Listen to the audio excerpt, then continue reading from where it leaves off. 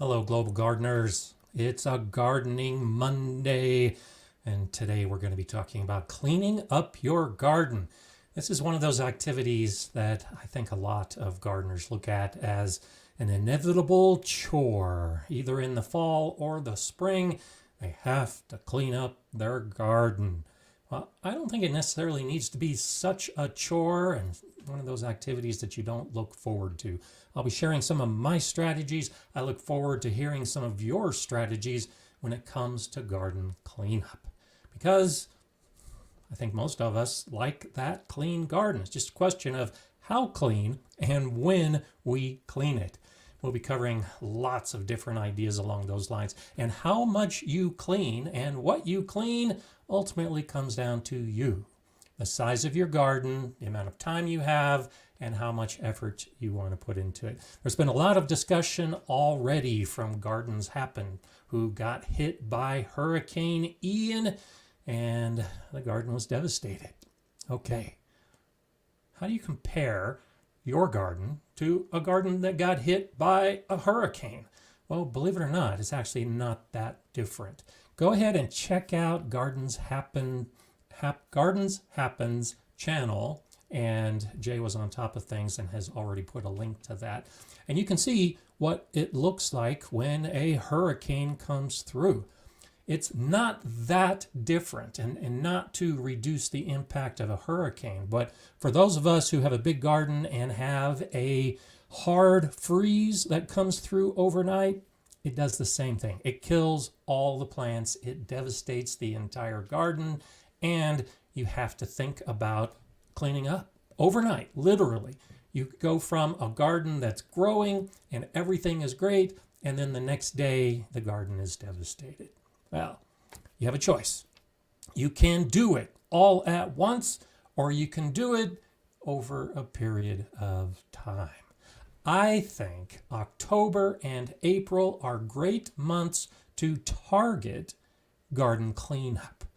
I don't like to do it all at once, but I do try to do a bulk of my fall garden cleanup in October. And then what's left, I clean up in April. And for those of you on the other side of the planet from where I am, I think the same holds true. Just reverse the months as to whether you're doing your spring cleanup or your fall cleanup. I highly recommend, especially if you're new to gardening, starting your spring garden with a clean slate, literally with a clean garden. All the dead plants are gone, all the beds are pristine and ready, and you can put your seeds in, and you can put your plants in, and you can start your garden. Too often, and I've been guilty of this over the years, and I'm sure many of you have as well, you're ready to start your spring garden. You've got your tomato plants, you got your pepper plants, you got everything that you've been growing indoors. You go outside to plant, and the bed that you are going to use for those plants hasn't been cleaned up yet. You have to rake up the mulch. You have to pull the dead plants. You have to do something that just throws that kink in your plant. That's why I think it's a good idea to try to target certain times ahead of the growing season in the spring, but more importantly, ahead of winter when the season is over. And my forecast is for freezing conditions to hit this week. It might be Wednesday, might be Thursday. If not, it'll probably be Sunday. But for me, my garden is going to be toast. So I'm already starting some of the cleanup before I have the bulk of the cleanup. So rather than for me waiting for the freeze to kill everything, well, I have cucumber plants that are no longer producing cucumbers. And I have squash plants that are no longer producing squash. Why not go ahead and clean those out ahead of time? And then when the freeze comes and kills my pepper plants and my tomato plants, I have less to clean up. So that's the first little tidbit that I'm going to throw at you. Even though I look at October as a big cleanup month, it's a process of multiple days over the course of a few weeks to gradually get that part of my vegetable garden cleaned up. Okay, hello to At Home with Cherie. Nice to see you here. For some of us in the United States, this is actually a holiday. So I want to give a shout out to Riverdale Gardens, who is with us as well. Masabi Gal, so nice to be here. I'm glad you are with an upcoming knee replacement. I've been overstressed. Last year I had everything cleaned and ready for spring. And so sorry to hear that. Sorry that your activities have been slowed, but that's part of my point that I'm making. You don't have to feel like everything needs to be done all at once, especially if you have some physical limitations. Don't overstress yourself. Make it as easy as possible, which is why I've done some years where my October cleanup actually stretched into November and even into December when I felt I was getting a little overworked and a little overstressed. The idea is just to try to get rid of some of those plants. And here's a good reason why. Many of the pests that we have in our garden will overwinter in the dead branches, the dead stems, the dead leaves. All those plants, if you leave them in place over the winter, often you're giving a home to those insect pests that will reemerge in spring and then wreak havoc on your garden. I've said many, many times that it helps and it's important to identify the insect pests that you have in your garden, because when you do that, you can recognize their life cycle. And if you learn the life cycle as being living the winter in the garden scraps that you leave behind, then you're not correcting the problem of that pest. But by pulling the plants, throwing them in your compost pile, and cleaning up your beds, you may actually be able to reduce some of those insect pests that you have the following season. Okay, let's see. Gardens Happen says something I found particularly interesting is the grow bags seem to be completely unfazed by the high winds. So check out the video that Gardens Happen released about the aftermath of Hurricane Ian. I noticed that as well. I noticed that your beds were in really good shape. We actually had, as the background for last week's show, some of the grow bags that Gardens Happen has in their landscape.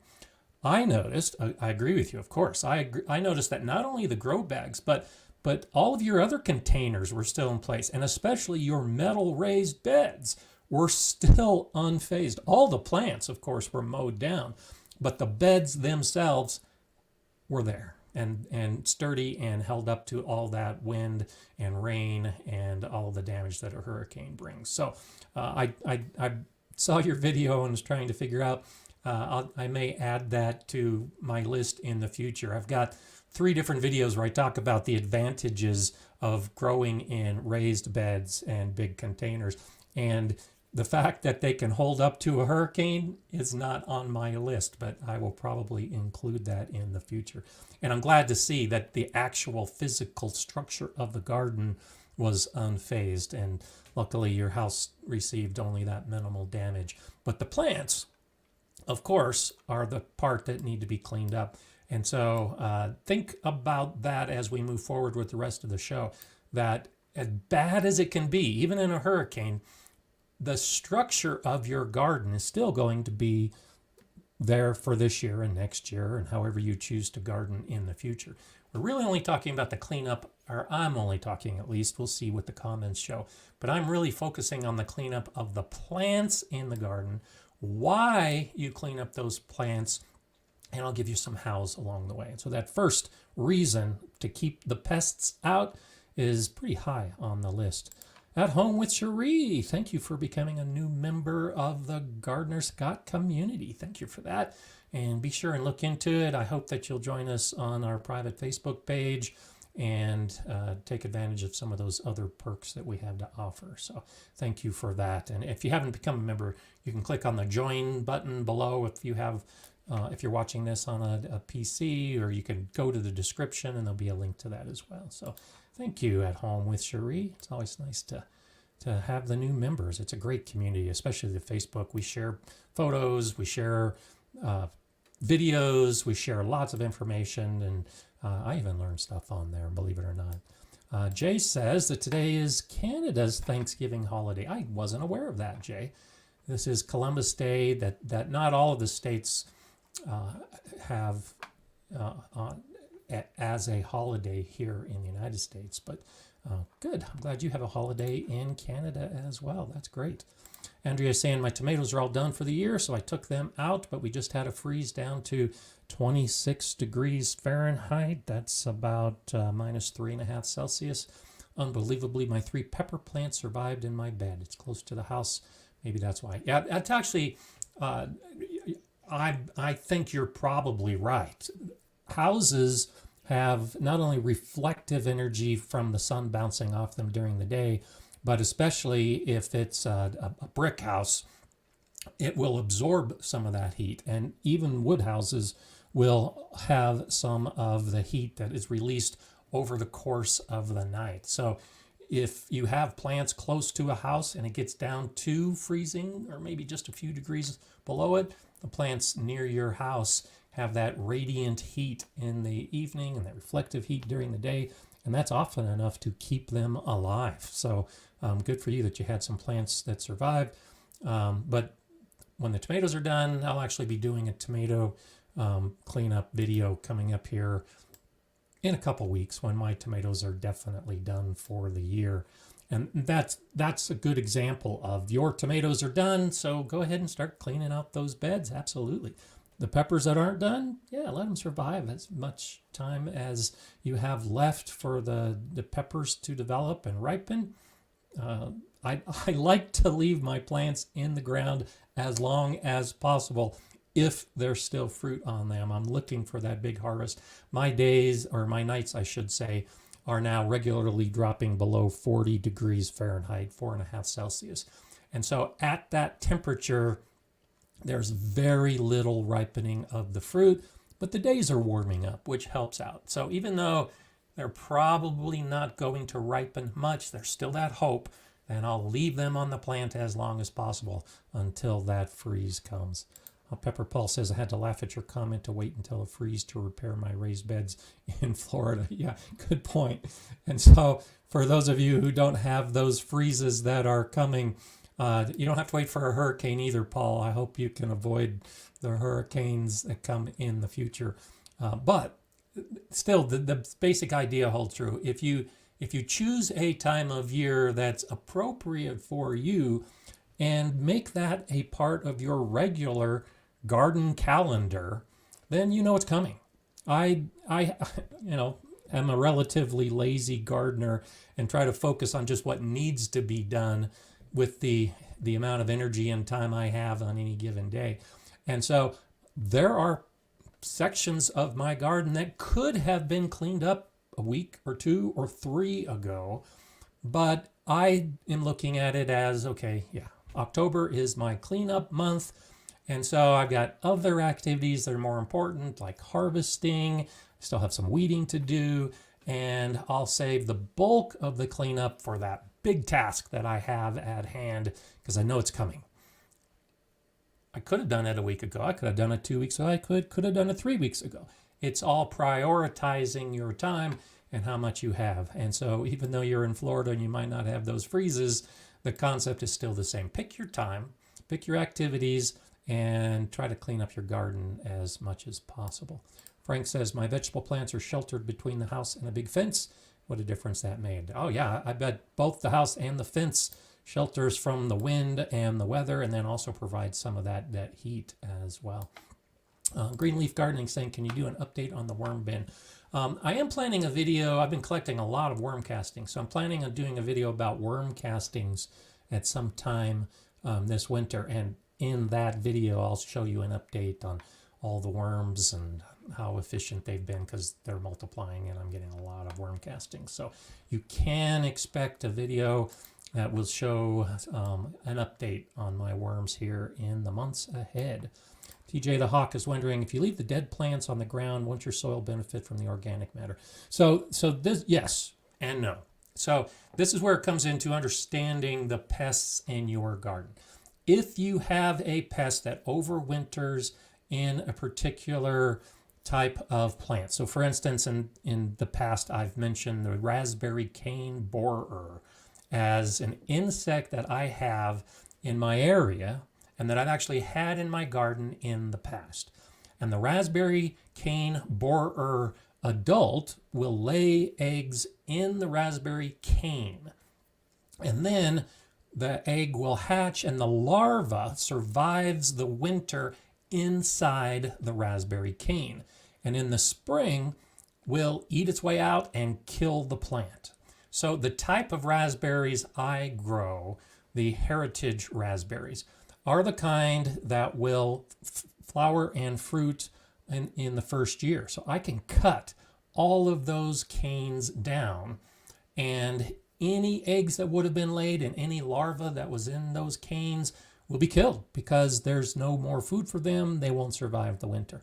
So that's an example of knowing a pest, knowing how they overwinter.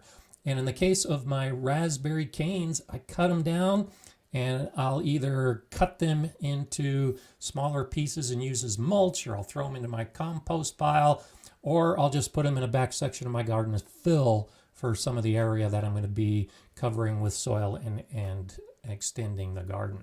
In that case, it's more important for me to get rid of the plant than it is to add any benefit to the soil. But if you don't have a pest that's overwintering in your plants, then by all means, you can use them as extra organic matter. So my cucumbers, for instance, I'll let most of my cucumbers actually stay in the bed, even though they're not producing anymore, but I'll let them stay until the freeze comes, until I do the cleanup.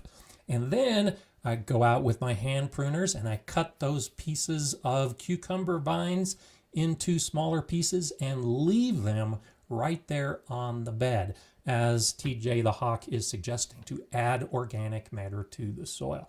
And I'll do the same with my pea plants. Most of my plants, when I clean up the garden, cleanup doesn't necessarily mean that you are removing everything from your garden. The cleanup is just not leaving the plants in place necessarily. So my cleanup is to cut the plants and leave them on the beds. And it depends on the bed. Most of you know that I do most of my amending in fall. And so I'll go through and I'll cut up all those pea plants, and I'll cut up all those cucumber plants, and I'll cut up whatever miscellaneous weeds might still be growing. I'll often pull those from the ground. And then once I have that organic matter in the bed, I'll add compost, and then I'll turn the whole thing as a way to amend the soil. So yes, you are correct in that is a good strategy, to use those plants that are growing as amendment for your soil. Unless it has a disease that you don't want to incorporate back into the soil, and then in that case, I would say go ahead and discard any plants that you know are diseased. But I do that a lot. I will often leave the dead plants in the ground. And depending on the plant, and depending on whether I'm going to turn the soil over or not, for smaller plants, and I'll often do this with peas, for instance, with the legumes and the beans. I'm planning to do it with the bed where I've got a lot of beans growing this year. Those legumes can actually benefit the soil with their roots. And there are a lot of other plants that just the root growing in the soil actually benefits the soil life. And so if you pull the plant, you're actually removing some of those beneficial microbes that have been growing around the roots. And so I think it works better with smaller plants like the peas and the beans. So I'll go in and just cut those plants off at the surface. And then I'll cut the plants into smaller pieces and spread them on the surface. And then I'll add compost on top of that and just leave that. So in those beds where I'm doing no dig gardening, I will leave the roots undisturbed in the soil. And that's actually a pretty good way to encourage the soil life that's developing in that soil. and then using that organic matter on top, and then more compost on top, and then mulch on top of the compost going into the winter. And that's all I do with the bed. But some of the beds I do turn and incorporate that organic matter into the soil. And it's most of what was growing in that bed that actually becomes some of the amendments that go into the bed from that point forward. So yeah, don't feel like that the cleanup is remove and ship off. So often in autumn in particular, and you see this all the time, I'm sure. All those bags of leaves, those bags from that last cutting of the lawn, and then people will stick it out on the curb for the trash man to come and collect. I don't do that at all, and I encourage that you don't do that either. Take that organic matter that you are collecting and either put it back into the bed or put it into your compost pile or use it as mulch if at all possible. I think that's really the best way to do it. We're cleaning up the bed so that we can put more plants into it in the future. We're not cleaning up the bed to get rid of all that wonderful organic matter that we're trying to get. Shandy's Garden has a tip. If you'd like smaller pieces to use as mulch, run over the plants with a mower or use a trash can to put the plants inside and use a string trimmer inside to chop it up. Absolutely, that's a real good idea. In my, I think it's my leaf mold video, I show what I like to use. I have a leaf blower, but if you reverse the bag in the model that I have, when it instead of blowing the leaves, it actually sucks up the leaves. So yes, I completely agree with you. I've used the lawnmower, and I like to use my leaf blower, but use it as a leaf sucker, because when it sucks up those leaves, it goes through the impellers and it breaks it up into smaller pieces as well. So absolutely great idea to turn your organic matter into smaller pieces, because as smaller pieces, they will decompose quicker and are actually easier to incorporate into your soil. So great tip. Appreciate that. That's definitely something I would encourage others to do as well. Isabel's wondering where I can find raspberry seeds in Canada. I find nothing. Raspberries are one of those plants that are rarely grown from seed, which is probably why you're having difficulty finding them. Almost always they're sold as canes, and often in spring you can find the plants or the dormant roots that will go into the ground as raspberries. So I don't have a recommendation for you. If someone else knows where to find raspberry seeds in Canada, by all means go ahead and put it in the comments. Actually looks like maybe you are saying canes. So I don't know, maybe one of our Canadians can help you out with that. I'm not sure about Canada and what the availability is of that. Garden Sapin says, I was collecting a few buckets of wood shavings from a tree getting cut up for my compost. That's a great idea. And actually my son did some of that, as I remember. He lives in Louisiana, and they got hit by a hurricane, I think it's 3 or 4 years ago now. And you can often see that happen. Here in Colorado, I lived through a wildfire that just missed our house but destroyed a lot of the houses in our neighborhood. And when they came through for the cleanup, they cut down a lot of trees. So in hurricanes, after wildfires, there's going to be a lot of dead trees. And when the tree companies come and start cutting down and then chipping up some of those branches and trunks, go to them and say, I want some of those chips. And that's a little bit of a silver lining from that cloud, is you might be able to get a whole bunch of free wood chips when the tree companies come and are cutting up, or even your neighbors. If they're chopping up and chipping up their trees, yeah, absolutely. You can get the chips and the sawdust and put them back into your garden as a free mulch. So I'm glad you're able to do some of that, because that is one of those things that might as well take advantage of it if you can. You might be able to actually stop a truck that's loaded with wood chips and have them dump in your driveway or your yard or wherever it happens to be if you're in one of those situations. It's definitely something to consider it. SC's wondering, are there any pests that will survive hot compost? And so, no, and that's one of the reasons for having hot compost. So a hot compost pile that you're getting up above 140 degrees Fahrenheit, 60 degrees Celsius, that's what you're looking for. And above those temperatures, no, those pests aren't going to survive. So that is one of the advantages of taking the material and putting it into your compost pile, a hot compost pile, to kill the larvae, to kill the eggs, and just to totally bring that pest risk down to zero. The key is that it has to be a hot pile. I do a lot of cold composting where I just throw things in a pile and let it sit for a year and then come back to use it. In that case, if you're using some of those cuttings, some of that cleaned up material that might have the insect eggs in it, they can survive in a cold compost pile. But no, even the bacteria that is breaking down the pile can't handle some of those high temperatures when it starts getting even hotter than that. And so that's one of the big reasons to do hot compost, is to get rid of those kind of pests. Lily Cardoso is wondering, a week of 90-degree temperatures, is it too hot to plant garlic?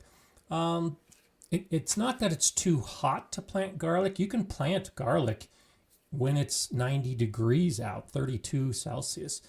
Absolutely. The clove doesn't really care how hot or how cold it is. It's really more the soil temperature. And so if you still have those high temperatures, your soil temperature is probably still pretty hot. And the goal, as I've said in recent weeks, is to really try to put your garlic in 4 to 6 weeks before you start getting good, steady freezing conditions. Because it's those freezing conditions that are going to slow down the growth of the plant. Ideally, you're putting your garlic in the ground when the soil is still warm enough that the roots will develop. Now you'll have the root development from that clove, and then the freezing conditions come, or the really cold weather comes, and the plant starts slowing down and goes dormant. If you plant too early when the soil temperature is warm and is going to stay warm for more than 6 weeks, what's going to happen is those roots are going to develop, but then because the soil is warm, it's going to send up the garlic shoot. It's going to start growing as a plant.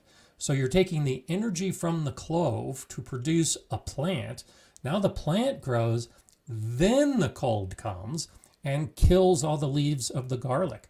The clove is probably still going to survive the winter, but it's just used a bunch of its energy that's wasted. So now in the spring, when it sends up more leaves, the bulb is going to be smaller and the plant's not going to be as strong. So we're really trying to plant garlic to avoid growing into a plant before winter. We just want it to set the roots. So what you really need to look at, Lily, is what's going to be happening with your weather over the course of the next month or 6 weeks, up to 8 weeks before you think about putting the garlic in, because you really want to be targeting closer to those cold conditions. Okay, let's see.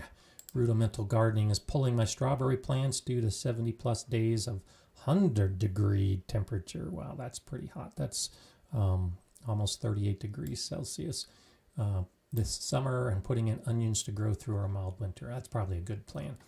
And so when we talk about the garden cleanup phase, there are some plants like the strawberries, for instance. Strawberries have a limited life cycle. And so 2 to 3 years is really the end of the life cycle for most strawberries. And so at the end of that 2 or 3 year cycle, you should be pulling out the old plants and cleaning up a strawberry bed. And so especially if you're not getting production on strawberries, or you had excessively hot temperatures and it's time to clean up the bed, absolutely pull those strawberry plants, because they're not going to be producing in the next year anyway, and then put in something that is appropriate to grow. So I love your idea of putting in onions through your mild winter in a bed that used to have strawberries. And that holds true with a lot of other types of plants that you might be cleaning up. You don't necessarily have to leave the bed empty.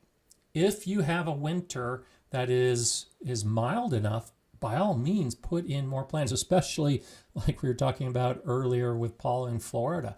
Yeah, clean up all of the plants that are faded right now that aren't producing anymore and put in more plants. Continue to grow through the winter for the plants that are appropriate for your area and your garden in particular. For me, my strawberry plants, I'll typically do the pulling out of the older plants. I'll typically do that in spring just because I devote more attention to my strawberry beds in spring. And my cleanup of my strawberry beds is actually relatively light. I let the leaves die in the cold and they turn brown, and I'll leave them on my plants. And I'll let those leaves actually act as insulation for my Zone 5B winter for the strawberry plants. And so the beds are mulched, the strawberry plants' leaves are now extra mulch on top of the strawberry crown. When we get the snow, those leaves help hold the snow around the plant, and that becomes an additional insulator so the plants don't get too cold. And then in the spring, I'll clean up all of those dead leaves off the strawberry plants. I'll dig out any plants that I know are 3 years old, and then I'll add new mulch. The warm weather arrives, and then my strawberry plants bounce right back. And so that's why I say it depends on the fall and spring and how you approach the cleanup. For me, my strawberries, it's a spring cleanup type of activity. That's what I'm doing with those plants. Like I said earlier with the raspberries, it's a fall cleanup for the most part because I want to get rid of those pests that I have. For my perennial plants in particular, like in my pollinator garden, I'm leaving almost all of my flowers in place because the birds are going to eat the seeds that are on those stalks. So my echinacea, my purple coneflowers, for instance, I love the way that plant looks in winter. It's got a really sturdy stem, and then you have those cones, those dark cones that are at the top of the stem, and they'll sit through the whole winter. I like it as a visual component to the garden, but the birds will eat those and many other seeds that I leave in place over the winter. And so my flower garden cleanup is a spring cleanup activity. Most of the seeds have been eaten at that point. They're starting to look pretty ragged as the warm temperatures of spring approach. So then I get out and I cut down all those flower stalks, usually leaving them in place, like we talked about earlier. I'll cut down those flower stalks and then I'll cut them into smaller pieces and just let them fall on the surface as additional mulch. And then the new plant arises and the whole cycle starts over again. So cleanup is a relative term. Your neighbors may say, why is he leaving all those dead flowers in place? Well, I'm not so worried about my neighbors as much as I'm concerned about the birds having some seed to eat. And if it means leaving some dead flowers in place, I'm okay with that. But there are many of those other plants, many of them flowers, that don't have that same sturdy stalk, and they look pretty ragged in fall. As soon as those cold temperatures hit, they just look bad, and they don't have the spent flowers with seeds to benefit the birds. Yeah, get rid of those. That's what I do in fall. I'll go through my flower bed and I'll clean up those plants that really aren't adding any benefit just to help things look a little bit better, but I'll leave the plants that do have a benefit and then clean those up in the spring. So you don't have to do everything all at once at the same time of year in your bed. You can stagger at different times depending on what it is you're trying to do for the rest of the life in your garden. And so Francis is wondering, what do you do with the butternut nuts?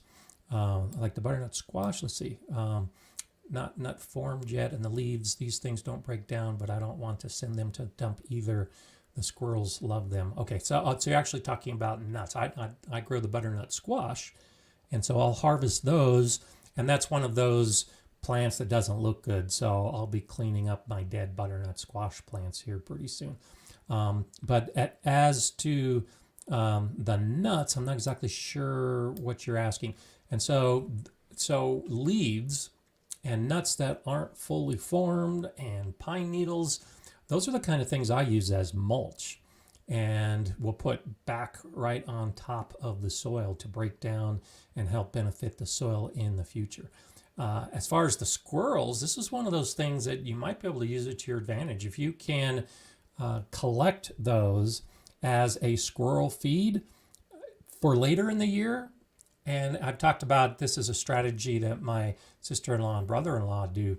They feed the squirrels during the spring and summer so that the squirrels aren't bothering their garden. So if you know that you've got a nut that the squirrels like to eat, go ahead and harvest some of those nuts. And then next year in the spring and summer, throw some of those nuts in the same location, because that's obviously where the squirrels are going to be looking. And that might be enough to actually keep them away from the rest of your garden. So that's a different part of cleanup. You know, I'm leaving my flowers in place for the birds to eat. You could harvest some of those nuts and then put them back later on for the same purpose, to feed the wildlife, feed your squirrels. But when it comes to squirrels, you're feeding them in a place where they're not going to bother any of the other plants. So definitely what kind of option. Okay, Paul is wondering, what kind of compost or fertilizer do I need for my first garlic in a new bed? How should I make the new bed? So I've got a couple videos. I got one video that shows the complete cycle from start to finish for planting the garlic. What I like to do is compost, and lots of other organic matter, like even some straw bits and some grass clippings and some leaves, and I work that into the soil in late summer or early autumn, and that's how I amend my bed. So I don't use fertilizer in my beds. I use organic matter, and I let that organic matter break down and feed my plants over time. And so even for a very first bed, and this is one of those things, because the garlic plant isn't growing, you can actually get away with amending your garlic bed right before you plant the cloves. And so right now then, since you're going to be putting the garlic in soon, go ahead and amend the soil with compost. Work compost into the soil, and then put your cloves in the ground. When the cloves start growing and those roots are developing, they're not really taking much energy from the soil. Those roots are initially developing with the energy from the clove. Then they go dormant, and over the course of the autumn and the winter and early spring, that compost that you have in the soil is food for the microbes in your soil. They're releasing all the nutrients from the compost.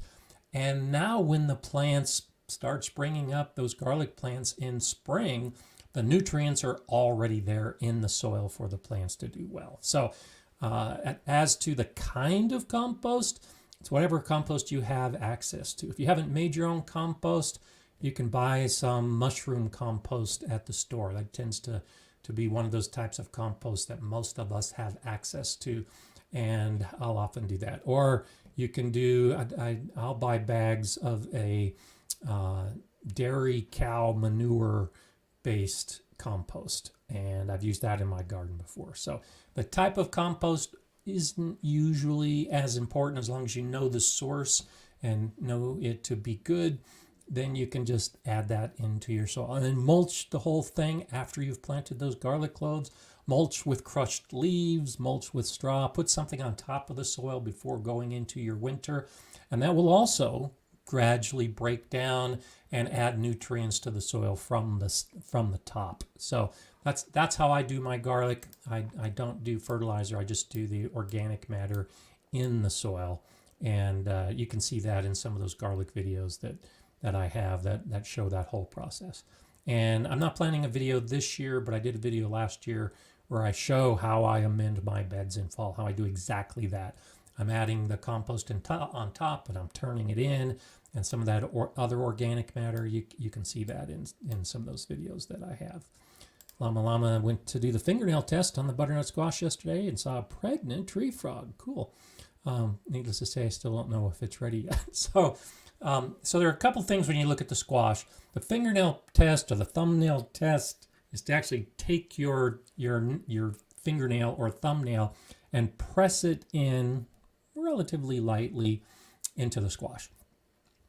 For those winter squash that have a hard outer shell like the butternut squash, if you push your thumbnail in and it doesn't go in, if the skin is hard enough that your fingernail can't pierce it, then it's ready to harvest. If you push your nail into the squash and it just goes right in, there's no resistance, then there's still time for that squash to develop. You can also look right at the top of the squash where it connects to the vine, and when that starts to turn brown, that's usually a pretty good indicator that the squash is ready to go. And for some, like the butternut squash, when it changes color, when it turns into that brownish color that we know butternut squash looks like, then it's also time to be ready to harvest. Because the stem dries, it's really hard for it to become overripe, because that stem is going to dry and stop sending nutrients to the squash when it's ripe. And so you can leave it out a little bit longer than needed, and it's really no problem. As long as you bring it in before you get those freezing conditions, it should be fine. So I wouldn't worry too much about that. And of course, there's Jay right on top of things. Jay and Heidi are so wonderful, helping out and doing all the things they do as moderators. It's fantastic. So thanks, Jay, for putting in that link to that video. I appreciate it. I went to saying, and that's one of the reasons I use mushroom compost. I have a big enough garden, and I haven't developed enough compost yet that when I buy, will often buy the mushroom compost because it's pretty cheap. And it works. It's organic matter. As long as you're putting the organic matter back into your soil, often it really doesn't matter that much as to what you're using, as to the type of compost. In fact, I'll blend different bags of compost, assuming that there's different materials in them, and so they're providing me with different nutrients. And so I don't necessarily think you need to stick with one type of compost. That's why I say whatever you have access to is often good enough, because it's just adding the organic matter that really makes all the difference in the world. Sunset Gazing has some oak trees about 2.5 feet tall, compliments of squirrels burying their stash. And so that's actually a good way to know where the squirrels are when you want to do it. I did that. I had acorns at my last house and a lot of squirrels. And I would do that. I would collect the acorns and actually put them in the areas where I knew the squirrels to be, and part of the indication is where the little plants are popping up. I tried transplanting. So oak trees don't transplant real well at that small size, but if you want oak trees in another place, you can always give it a try to dig them up and put them someplace else. Pulaski Janice has lots of black walnut trees. I've watched a squirrel bury a walnut amongst the bok choy and dig it up 2 days later to eat it. There you go. Yeah, see, and so I actually like that idea, because that helps demonstrate that there are certain foods that squirrels in particular prefer over others. And so, yeah, they'll bury the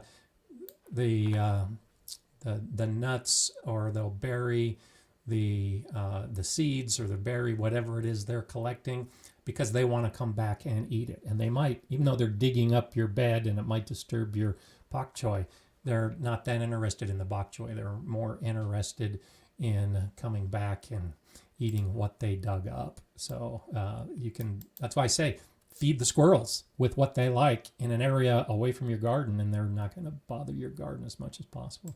Greg, good to see you here. First year growing pumpkins. I have one decent size, one that's not ripe yet. Had our first frost over the weekend. Will it still ripen up if the plant is dying? Nah, it probably won't. The nice thing about pumpkins, though, Try to avoid exposing them to more freezing conditions. But yeah, if you leave them out in the sun, that warmth, they can actually begin to turn more orange. And so you might get some more even coloring on those pumpkins if you can leave them out in the sun over the course of a couple of days. But if the vine is dead, it's not providing any more nutrients. And so it's just now a question of protecting the pumpkins from the freezing conditions, because the freezing temperatures can damage the pumpkins. I had a really good year for pumpkins. In fact, I'll talk a little bit about it at the end of the show, but my daughter and son-in-law and granddaughters came over this weekend to collect the pumpkins that I grew for them, and had some beautiful pumpkins. And of course, I took some video that may or may not make it into a future video that I release, but I had a good pumpkin year, so I was really glad with my pumpkins. And because I have not had a freeze yet, my pumpkins actually were completely ripe and orange all the way around. But in years past, that didn't always happen, and we'd have an early frost and kill the plant. But leaving the pumpkin out for a week or two often makes just enough difference. If it's fully green, it's not going to fully turn orange. But if it's mostly orange and there's some green, that green may even out and start to turn orange. So there's hope if you do want some of that. Brian says squirrels will not bother safflower seeds in the bird feeders. Chipmunks and ground squirrels do, however. Interesting. I didn't know that. I've seen the squirrels at the bird feeders, and I just assumed they were eating everything, but that's actually an interesting observation. Thanks for that, Brian. Lily's wondering if you can add acorns and oak leaves to the compost. Absolutely. Now, the acorns are not going to decompose anytime soon. If you have them in a compost pile for a long time, they will break down, but they're too dense, and it's just going to take too long.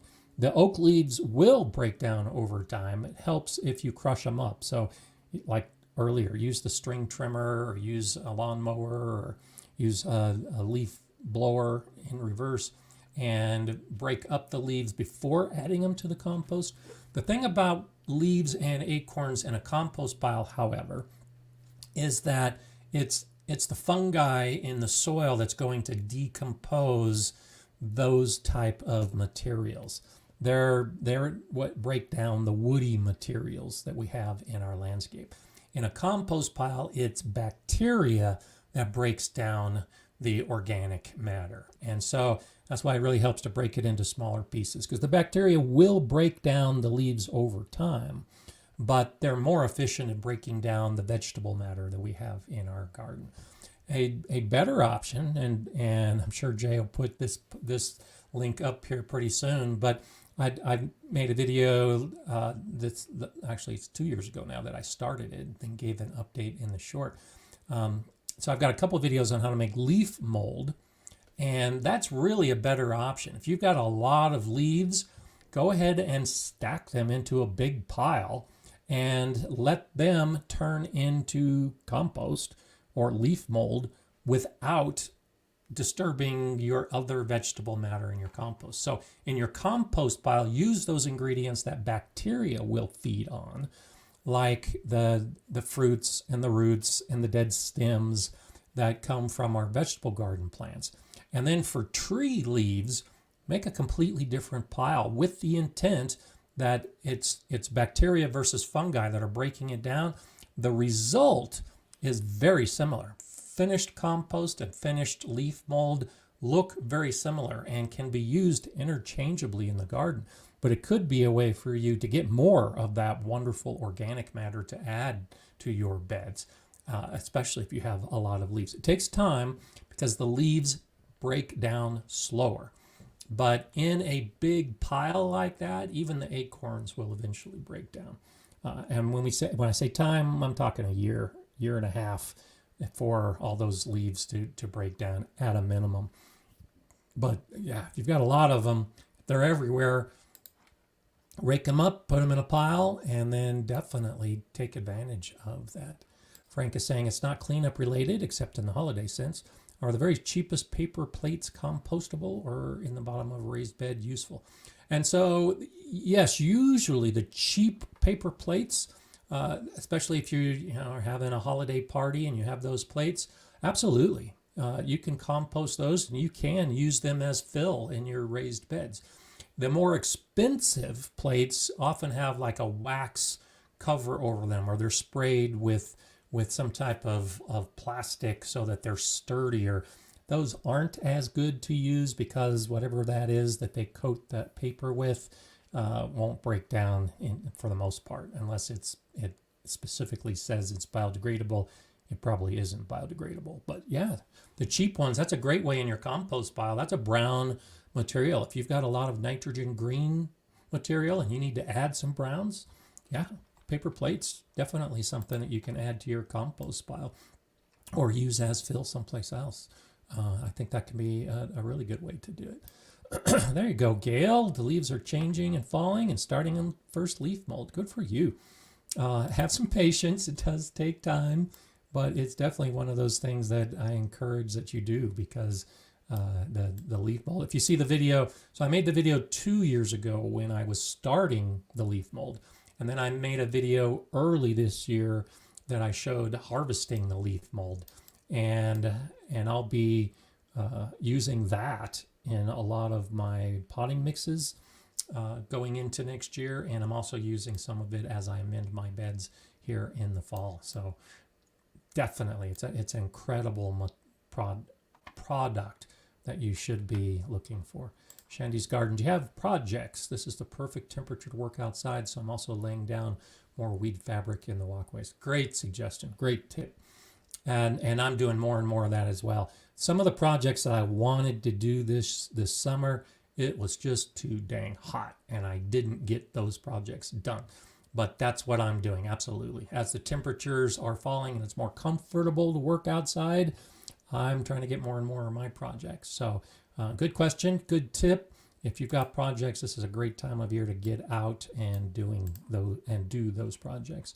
Joan is building the first raised bed. I'm wondering if I should put something under it to keep the weeds from coming up in the garden. It will be on dirt. So it all depends on the depth of the soil. And so if you have grass growing in that spot, or even weeds growing in that spot, and you put a raised bed on top of it, as long as the depth of your raised bed is at least 8 to 10 inches, it's going to smother all of those plants.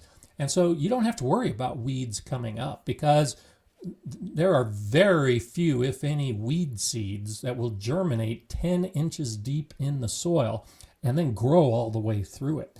Most weed seeds like to be on the surface, and if they're not exposed to the sun, or if they're more than a 1/4 inch deep, they're not going to germinate. So by putting a raised bed on top of an area that had weeds, you're not going to get weeds grow that much through the bed and become a problem. If you have a thinner, or I should say a shorter raised bed, if you're just putting in a very low 6-inch high raised bed, then you might want to put some cardboard down first. The cardboard will smother the bed. Then you put your raised bed on top of it, fill it with soil, and you don't have to worry about anything growing through it. But for most of the raised beds that we're using, my beds tend to be about 16 to 18 inches high. I do nothing. I put nothing at the bottom to keep weeds from growing, because I know no weeds are going to be growing from the bottom. Any weeds that appear are going to be growing from the top. It's those weed seeds that were in the soil that germinate, and then as long as you are out in your garden every day, just pluck those weeds as they appear. It shouldn't be an issue. Add mulch, and you may not ever see a weed again to speak of. 1 or 2 here or there, but it's not going to be a problem. But as far as putting something underneath it, no, I don't advise that. I like the open interface between your native soil and the raised beds, because you've got all that soil life, especially earthworms that are going to be migrating back and forth. And you really want that activity. You really want the soil life that is native to your area, that can survive your winters and summers. That's the soil life you want in your raised beds. And if you block off that access, it's going to take longer for your soil to become good soil, because it's going to take longer for those microbes to find that closed system of your raised bed if you put something at the bottom. So leave it open. And as long as it's deep enough, you don't have to worry about the weeds at all. It really shouldn't be an issue. And actually my vegetable garden beds are the most weed-free area of my entire landscape, because in most of the other areas I just let the weeds go, or they've decided that they want to overtake it and it's just too much effort to deal with it. It's only in my raised beds that I have no weeds, because the soil is deep enough to smother it and I stay on top of it, and my vegetable garden plants are nice and happy as a result of it. Bohemian Herbology says, well said, thank you. Cardboard is phenomenal. That landscape fabric creates a pot. I had to pull up 20 feet of it the other day. Live and learn. Yeah, I just don't like using landscape fabric. And I've had houses I've moved into in the past, and I did the same thing. I just ripped out all the landscape fabric whenever I saw it, because it does create problems. It's not the fix that a lot of people think it is. And yeah, I agree. Cardboard is phenomenal. It is one of those things. And one of the reasons, Heidi's right, earthworms love cardboard. The paste actually that's used in a lot of cardboards to glue the layers together, that paste is in a perfect form for the earthworms. And then as the bacteria break down the paper, and as the fungi is also acting, because it's a woody material, to break down the cardboard, then the earthworms will eat what is broken down. But earthworms really do that. In fact, actually, I think it might have been my lasagna garden bed I did a video on a couple years ago, and I put down that cardboard layer as a demonstration of how to do it. And then I was planting some plants in it later, and that cardboard had a lot of earthworms below and above as it was decomposing. So yeah, good point, Heidi. Thank you for that. Shandy's Garden says, go confiscate all the neighborhood straw bales after Halloween, or leaves that you can store or put right in some new containers you're adding to next year's garden. Absolutely. That's a great tip. And I've done that many times. Just roam the neighborhood and picking up the leaves. Straw bales is a really good idea. I just answered a question about that this morning, actually. Someone was asking about the straw bales. I encourage, and I talk about this in my video about the aminopyralids, the herbicides that could cause a problem in the garden. I buy my straw bales usually in autumn and then leave them out to overwinter, and I'm not using them in my garden until the following spring and summer. This is an ideal time to collect those straw bales that are being used for Halloween decorations. Put them out in your garden, exposed to the weather, and if they were exposed to herbicides, and if there was herbicide residue on that straw, that's enough time for that chemical to break down and or leach away from the straw. And so next year you can use that straw, and you shouldn't have any concerns at all about any herbicide contamination. So yeah, not only a great tip because it's free to use, but this time of year is also a really good time to collect some of that, because you won't be using it till next year, and any of your concerns will be alleviated. So Pinks and Piper, thank you for being here. Thank you for that super chat. If some diseased plant matter makes it into the compost pile, will the fungal disease be more prevalent in the garden if I use the compost next season? So that's a really good question. If you have a hot pile, like we were talking about earlier, if you are able to sustain the temperature above 140 degrees Fahrenheit, 30 degrees Celsius, and even hotter than that is better. If you can sustain that for a period of time, and it does depend on the disease, but usually a minimum of 4 days is needed. Longer is usually better, but it's hard to maintain those temperatures for a long period of time. It'll actually kill the disease, or it'll kill the fungal spores. It'll kill that potential problem in your garden. So if you're using diseased leaves or stems in your compost and you can get that high temperature, then you don't have to worry about it as much. If you're not getting those high temperatures, depends on the disease. Some diseases can actually be neutralized by soil bacteria. And so just the process of composting and the process of putting it back into your soil is often enough for that disease to actually dissipate, because the microbes will take care of it. I mean, there are just thousands and thousands of different bacteria that are residing in our soil, different species in any given bed you've got, and potentially way more than that. And so they'll help to mitigate some of that concern when it comes to diseased plants. But if you leave the diseased plant in the bed without the bacteria or the fungi or anything breaking it down, then yes, it is likely to be more prevalent, as you ask, for next year. So you should always remove diseased material from your beds, and then over time, nature, through the use of the microbes, will dissipate the likelihood of that disease. Depending on the disease, if you're able to identify it, now one way to also eliminate the disease is to not plant the same plant in that bed. And so if it's a carrot disease, don't plant carrots in that bed for the next 4 or 5 years if you can get by with that. If it's a tomato disease, try to avoid planting tomatoes in that bed over the course of the next few years. And you can eradicate disease from your garden.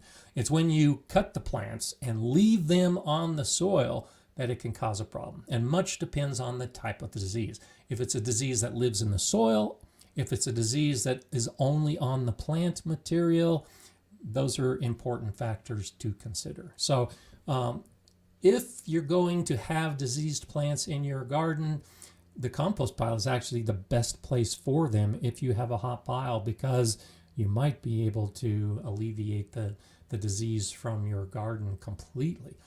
Most of the time, however, it's not a good idea to put diseased plants into the compost pile, just because most of us can't get those high temperatures.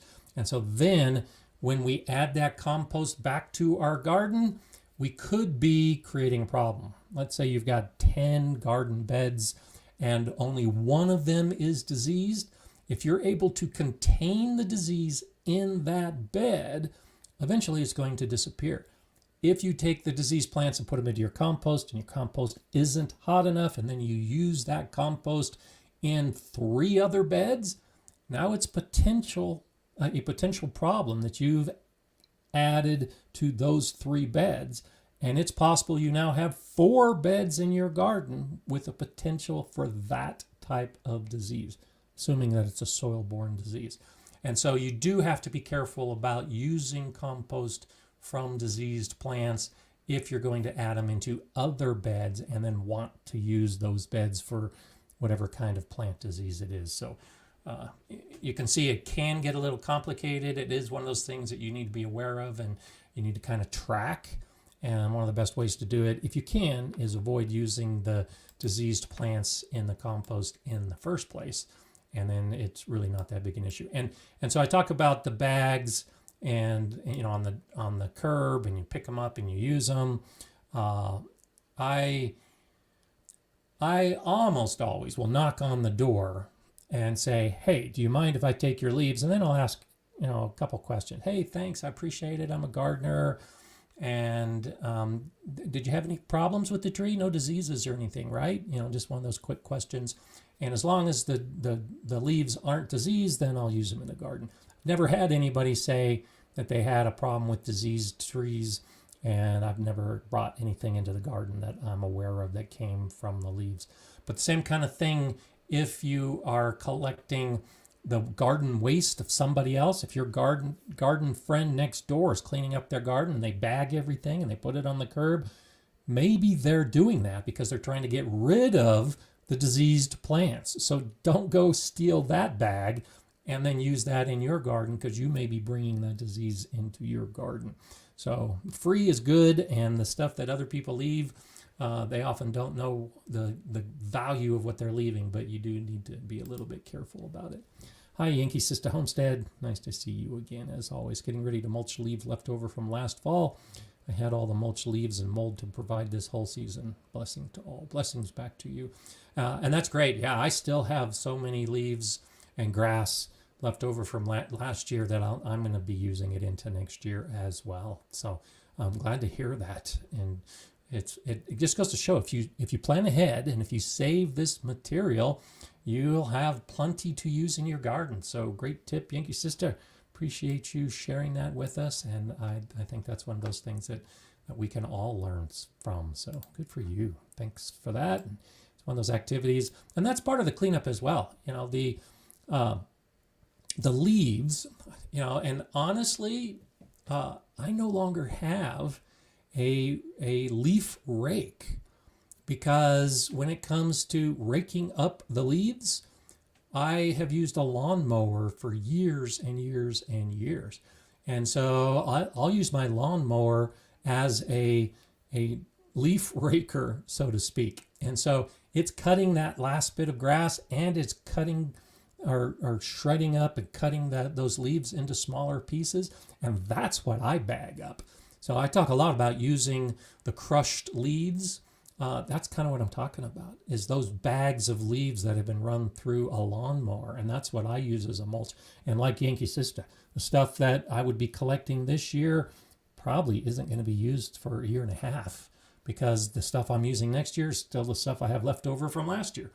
And so if you plan ahead and put it into some good sturdy bags and store it, it can absolutely last a long time and be a great resource in your garden. Sonia, can't seem to get compost hot. Tried over and over. I'm new to this, but have 4 piles going. And so if you're new to it, then don't worry too much about it, because it is one of those things that takes time. And so I'll recommend my buddy Tony O'Neill from the Simplified Gardening channel has written a great book on compost. And in the description below, I've got a link to my favorite gardening books. And if you click on that link, it'll take you to the site, and you can actually get Tony's book there. And it's Composting Masterclass is the name of the book. And he covers everything you need to know step by step to really get some good hot compost.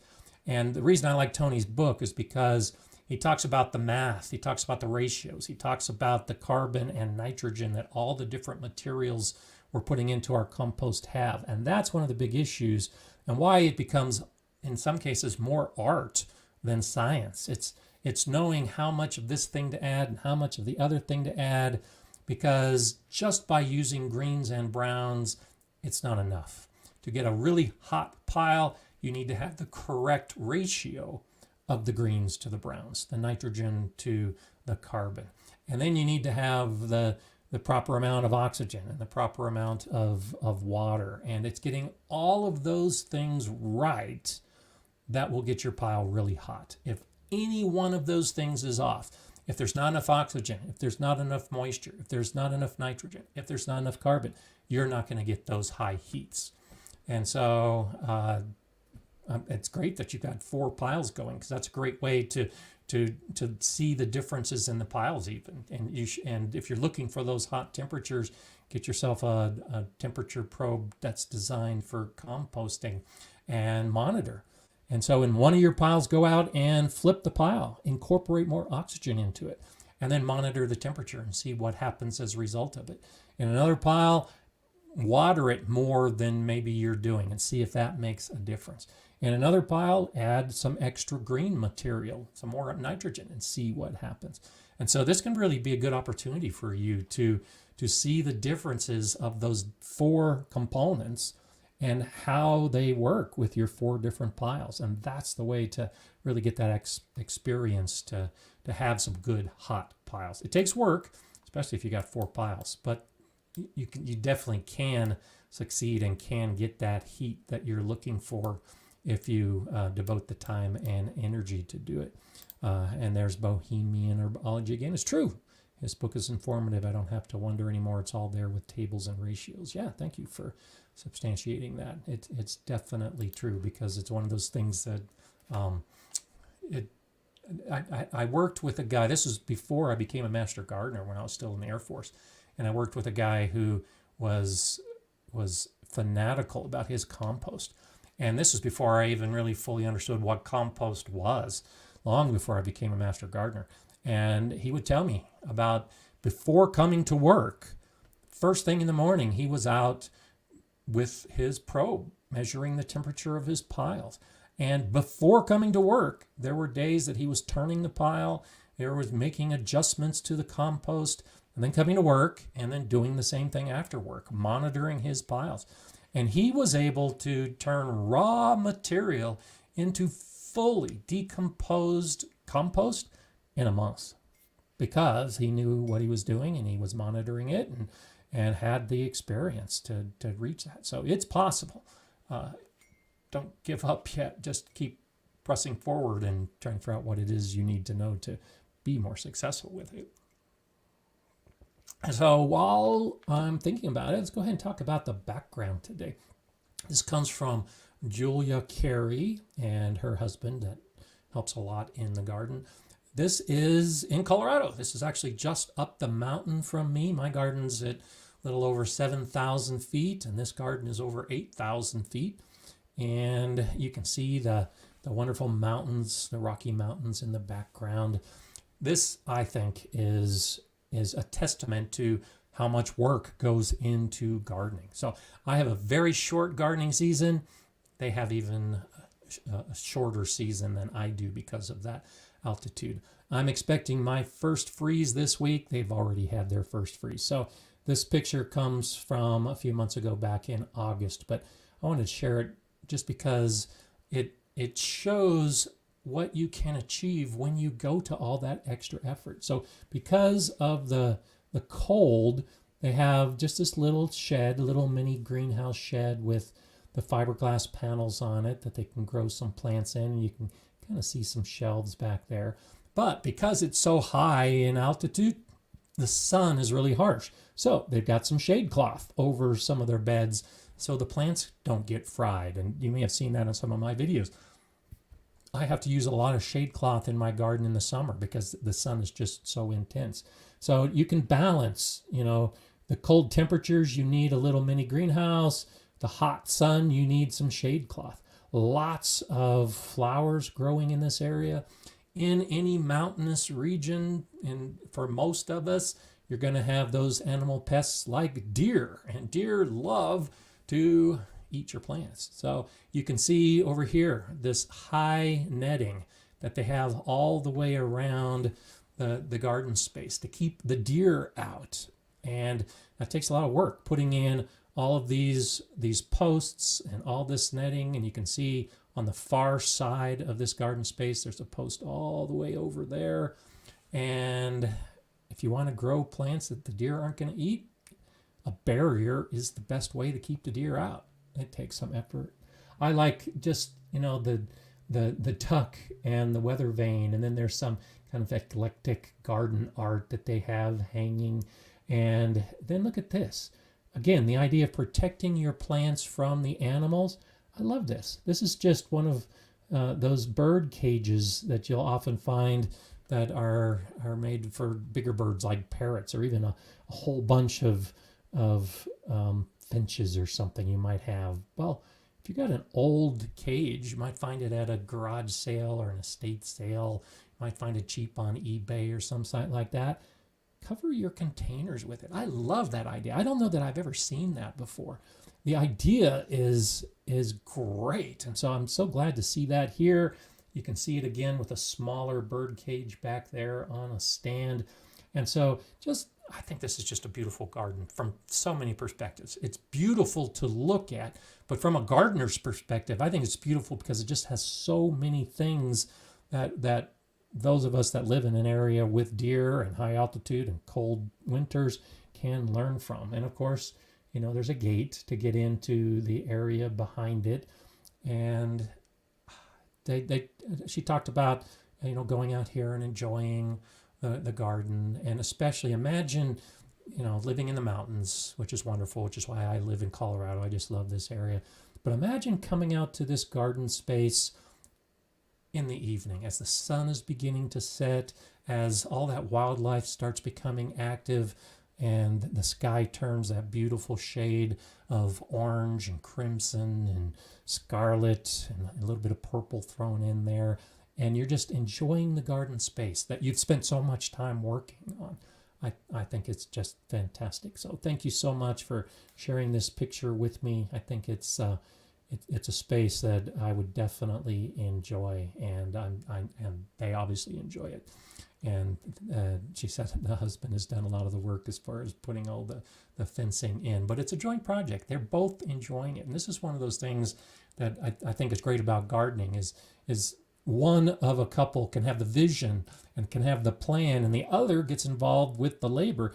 Doesn't mean that either of you own the garden. It's a shared garden space, and that's the part about this being an example of a shared garden space that both of them can enjoy, and both of them do enjoy. So hope you like this one today. It's one of those things that I really do like. And James Allotment says that time of evening is my favorite time in the garden. Yeah, me too. I really like doing that. I like the morning. I like going out and seeing the sunrise and seeing the garden come to life. But I just absolutely love that time of evening when the rest of nature starts popping up, and it's like being in the middle of a painting. It's like being in the middle of a Van Gogh. I actually had that thought because I had so many sunflowers growing in my garden this year that I just let grow. And there were times that I was in my garden, particularly in early evening, that it felt like I was in a Van Gogh painting with the sky and the clouds and the sunflowers. And that's just such a wonderful way of enjoying the garden that I think it's a good way to look at it. Lie in my garden. There you go. My husband builds the structures and I grow the plants. Make it a partnership. Absolutely. If you're going to be sharing in the enjoyment of the garden, might as well share in the activities of the garden to make it that way. So absolutely great way to think of your own philosophy and your garden plan is how to get the two of you involved in the garden space. And it's definitely something that you can use to your advantage and keep the garden going and actually make the garden more enjoyable, because those are other times I really like the early evenings after a hard day of work in the garden. It's just to sit back with a nice cool beverage and enjoy the sunset, and it's like, yeah, I accomplished something today. So that's absolutely what it is. Dixie Doodles is looking for that laboring partner. And, honestly, I like to do the labor myself, so I don't usually look for that labor partner. But there are those times when you've had that partner that labors, and when you can share that beverage and enjoy the day. It's one of those things that I think the garden is a great place to have that happen. Masabi Gal spent the equinox in my garden reading Hildegard of Bingen. Sunset was magical. Awesome. I like that idea. I have a picture. I don't do a lot on Instagram, but I do have a picture of the spring equinox that I took at sunrise in my garden. And it was a magical day as well. So good for you. I like spending those special days and soaking up the special meaning. Heidi says the husband is not allowed in the garden, does not care about plants, but likes the harvest that comes from it. Does help with the labor part of the time. There you go. As long as you're using them to your advantage, that's a good thing. And so we've got some humor that's being shared as well. Urban Chicken Mama wants to know, why did the tomato blush? Because he saw the salad dressing. That's a great dad joke. I've actually told that to my kids in the years past. That's wonderful. Sunset gazing. I drove by a home that had a beautiful front yard.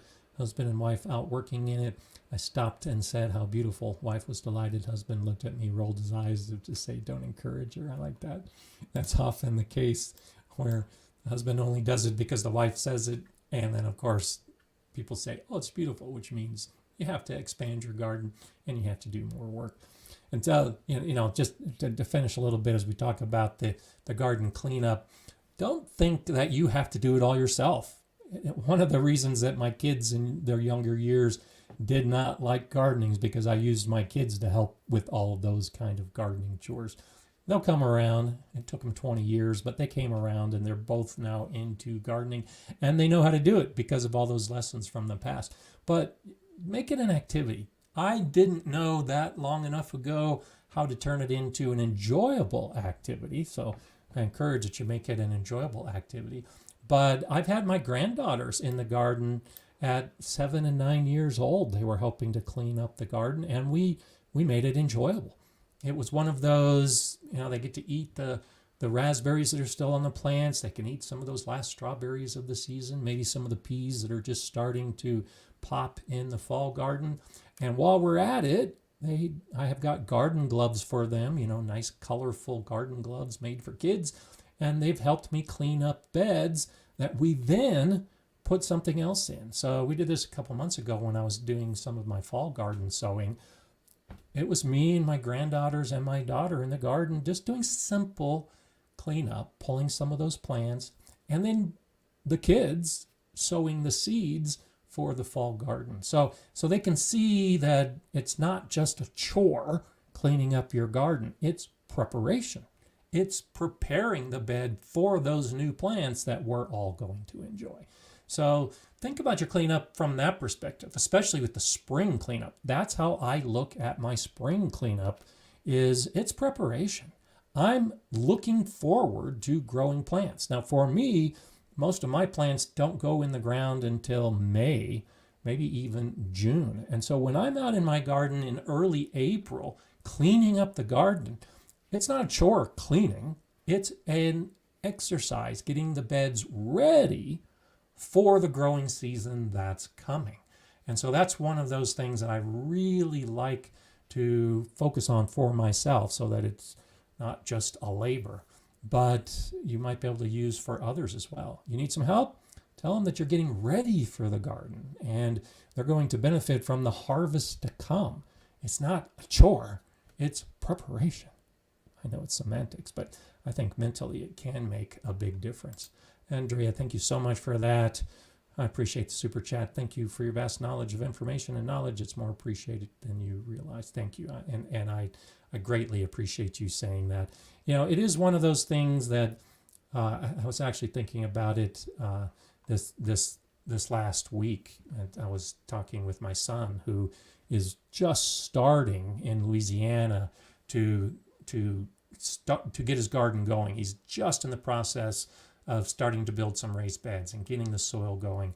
And even though he gardened with me 20 years ago, mainly just as physical labor, and he's watched some of my videos and we talk about things all the time, it really struck me with some of the questions he was asking and some of what we were talking about, that I assume a lot about gardening. There's so much about what we do, and I just assume it's the kind of thing that people know. But I recognize, and thank you for saying that, Andrea, that sometimes I need to be brought down to earth and recognize that, yeah, I've been doing this for 30 years. And so some of these lessons that I think everybody should know or already does know, they haven't encountered yet. It might have happened to me 25 years ago, and that's why I know it.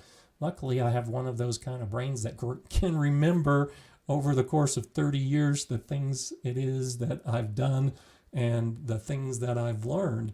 But I appreciate it greatly that you remind me of that every now and then, because I appreciate that you appreciate it. And it is one of those things that I do take for granted sometimes, that others already know some things. And I feel like often I'm being repetitive with some of my videos and some of these live streams, that I'm telling you stuff you already know. Well, then I recognize that, especially for new gardeners, you don't know it yet. And so thank you for letting me know that it is helpful. And that's why I keep doing it. You all are just so great. And I say this every week, of course, that you all help keep me going in the garden and help me to do the planning and the planting. And then, of course, there's usually a video associated with it. But that really helps keep me going, is just this relationship that we have, that you allow me to share some of that experience, and then you can use it to your advantage. And I really do think that gardening is one of those kind of things that hopefully, as you gain your experience, you will do the same thing in the years ahead and share it with others, and just keep it going and keep it going. And what other hobbies, what other activities do we have that are so easy to do that? So easy to plant a seed and grow it and learn how to do it, and then share that knowledge with someone else who can then share it with someone else just so easily, but yet it has such an impact on our lives. I just encourage you to do more and more of it. So thank you, Masabi gal. I appreciate that comment as well. Linda, thank you. I really do appreciate it. Before we finish here, I do want to say that that wasn't the moment of philosophy, though that is a great philosophy. But as some of us, and I know some of you have already had your freezes and your frosts, and you're already into the garden cleanup. As you approach the cleanup, remember I said some of my beds I could have cleaned up a week or 2 or 3 ago. Let it go.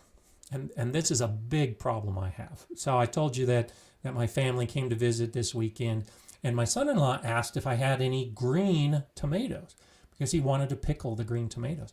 And there was a part of me that was thinking, well, I'm more than glad to share my tomatoes with you, and I have done that, and I shared squash with them all through the season. Luckily, they've got their own garden now, and they're growing a lot, and I don't share as much with them. I'd much rather see them grow their own. But the thought was like, well, green tomatoes, those green tomatoes might still ripen, and I might still be able to have some ripe tomatoes. If I take the green tomatoes too early, then it's a waste of all that time. And I had to stop and tell myself, let it go. There isn't enough time in the season for those green tomatoes to ripen. So go ahead and harvest the green tomatoes and give them to your family and let them make pickles. And if you're lucky, they'll share the pickles with you. And there's so much about our gardens that we cling to it. We have to keep the plants alive to the last second, and we have to get that fruit fully ripe, and we have to have that finale to our garden season. And I'm here to say, and it's hard. It really does require a mental shift, and that's what I'm working on this week in particular. It's hard to pull up a plant that's still alive. But if there's no flowers on it and there's no fruit on it, it's really not doing much for your garden. It's part of your garden cleanup. It's okay to pull a plant while it's still alive. It's okay. Do it. Now that bed is cleaned up, and you can start amending it, and you can start focusing on the soil life to improve the soil and give you the plant success for next year. There's so much that I've learned over the years, of course, and I try to share with you, but it's this idea that there's a start to the season and there's an end to the season, and they're very clearly identified. The start of the season is your last frost in spring, and that's going to define when you put the seeds in the ground, and that's going to define when the plants are put into your beds. And then you have that first frost in fall, and that identifies when the season is over. And between those 2 dates, all we do is try to keep our plants alive and get the best harvest possible. Well, now I'm telling you, it's okay to end your season early, because it's usually associated with the cleanup and with the amending of the soil and with the preparation of the bed going into winter. And so rather than wait till the very end when everything is dead and everything is dying and now it becomes a great effort, it's okay to spread that out and clean up some of the beds, but more importantly, give away green tomatoes and pull the plants that are still alive, and recognize that, yes, the season is ending, but it doesn't need to end your garden journey for the year. There's still going to be lots to do. There's still going to be lots to remember. It's a great opportunity to document everything that you've accomplished in the season that is ending, but just let it go. Let the end of the season just come upon you gradually, and then it's not such a huge impact, because it can be bad. And I've had this happen to me, and I know some of you have this issue. When the season is over and those plants die, it's devastating mentally. It's hard to deal with that after all of those months of work and effort. It's coming. So let it happen gradually, and that may ease some of your mental anguish when it finally does end. And that's kind of the mode I'm in right now. Is I know the freeze is coming sometime this week, so I'm easing into it through garden cleanup and through the acknowledgement that it's coming. And it happens every year. It's nothing new. It's just part of gardening. And I'm going to be okay as a result of it. You're going to be okay as a result of it as well. Try not to overwhelm yourself with that garden being devastated.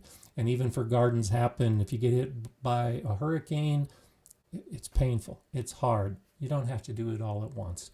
Ease into that activity phase of the fall.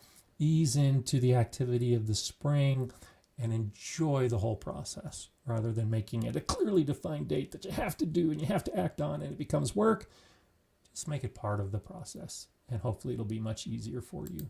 Thank you, Greg, for that. I appreciate that super chat. Great philosophy. I needed to hear that. So hard to let go. Thank you for sharing that, Greg. And as I just said, yes, it's hard to let go. But hey, I use this as an opportunity to think about next year. You know, all this work I'm doing this year, it's going to return. I'm going to have a great year next year. And I'm just building upon all the successes I had. So thank you for letting me know that, Greg, because I know I'm not the only one that thinks this way. And now you, Greg, and the rest of you can recognize you're not the only one that has these same thoughts. And how you deal with it is completely up to you. But I'm encouraging you to treat it from a positive perspective, because season's over. But hey, think about how great next year's going to be. Think about next year and all the stories you're going to tell, and all the ripe tomatoes and even green tomatoes that you can share with your family. I'm going to see you here next Monday, I hope. Thank you for those of you who were here because of the holiday and will listen on replay in the future as well. Hope you have a great gardening week. Hope you can get out and maybe do some cleanup in your garden that you were putting off or you weren't sure if it was time yet. Go ahead and do it. And above all, enjoy gardening. I'm Gardener Scott. We'll see you next week.